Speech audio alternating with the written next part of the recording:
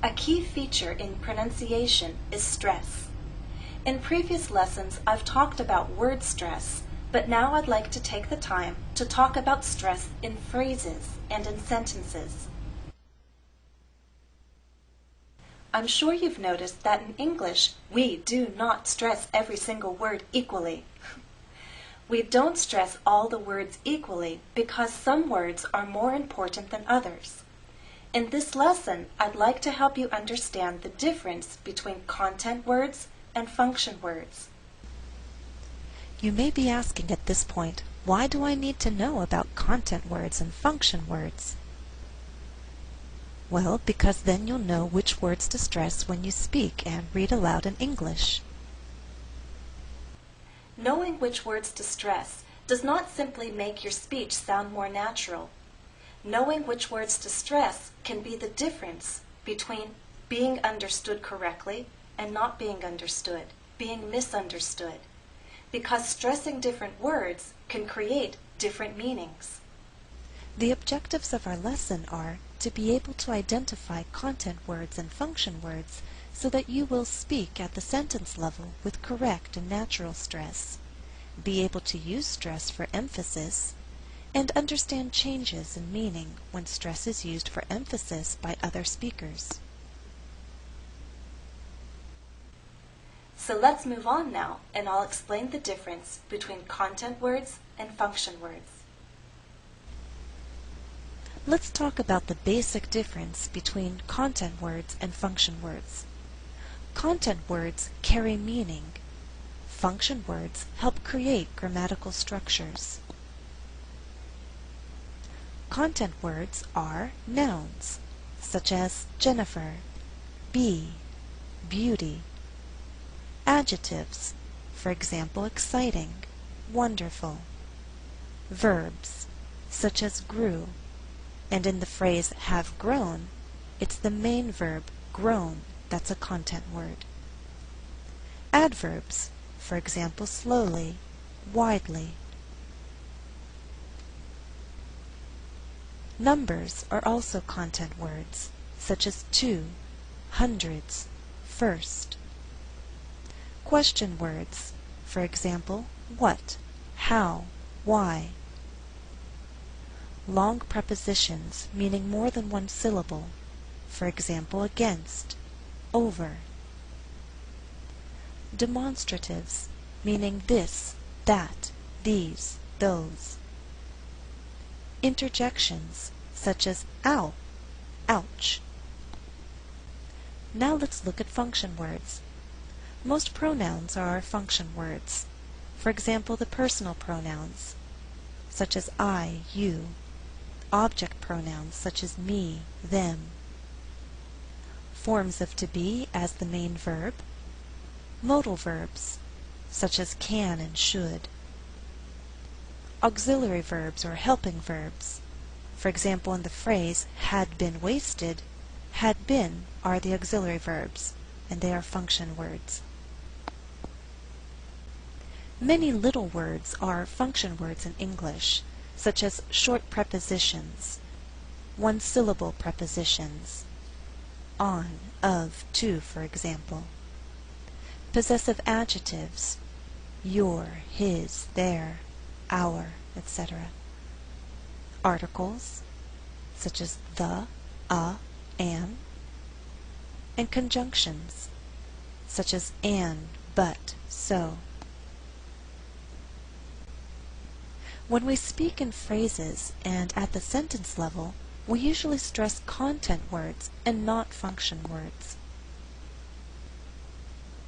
A stressed word is said more loudly, longer, and at a higher pitch, meaning our voice goes up. When a content word has more than one syllable, the stressed syllable will be said more loudly, longer, and at a higher pitch.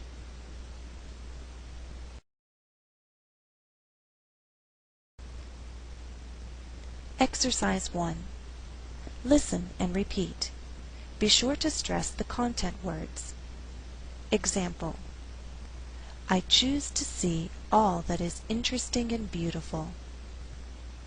The content words are marked in bold. In longer words, such as interesting and beautiful, I've underlined the stressed syllable, and I'll follow this practice throughout the lesson. Let's move on. As I read, I'm going to use the mouse to help you sense the rhythm of each sentence. Number 1.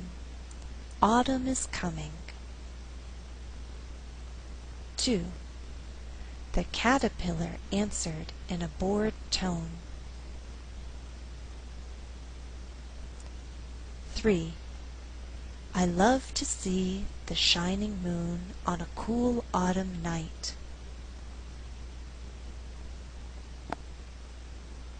4. If you want a better view, climb upward. 5. The climb had been exhausting.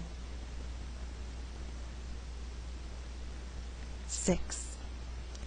The caterpillar found itself being lifted into the wind. 7.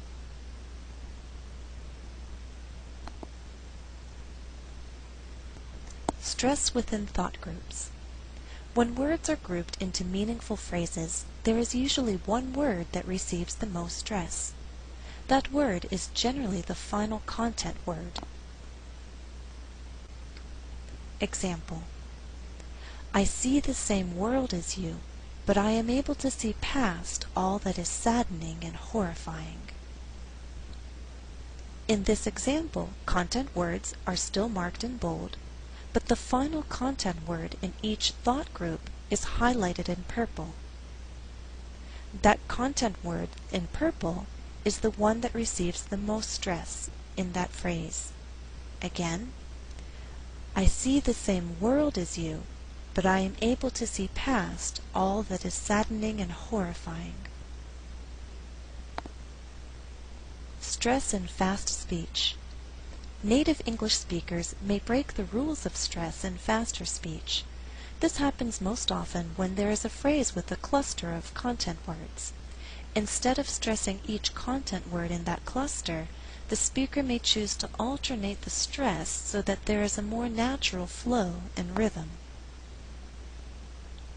Examples: The bee grew annoyed. In this sentence, we have three content words: bee, grew, annoyed. But I choose not to stress grew so that I have alternating stress. The resulting rhythm is the bee grew annoyed, dun da dun, 1 and 2. Next example. Autumn brings changes of astonishing beauty. Again, we have more content words than words being stressed. The verb brings is not stressed because I want to create a good rhythm in the sentence.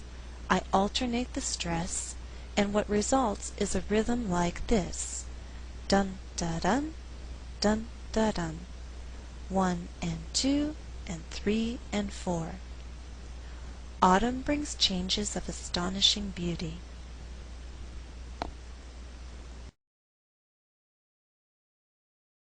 Exercise 2. Listen to the sentence as it is read at a slow rate and again at a fast rate. Identify which content words are stressed in each reading.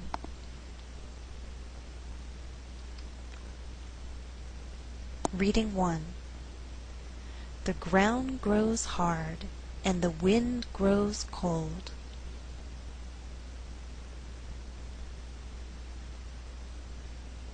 In this slower reading, all content words are stressed. They are ground, grows, hard, wind, grows, cold.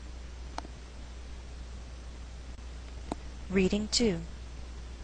The ground grows hard and the wind grows cold. In this faster reading, only 4 content words are being stressed: ground, hard, wind, cold. The resulting rhythm is 1 and 2, 3 and 4. Dun da dun, dun da dun. Listen again. The ground grows hard and the wind grows cold.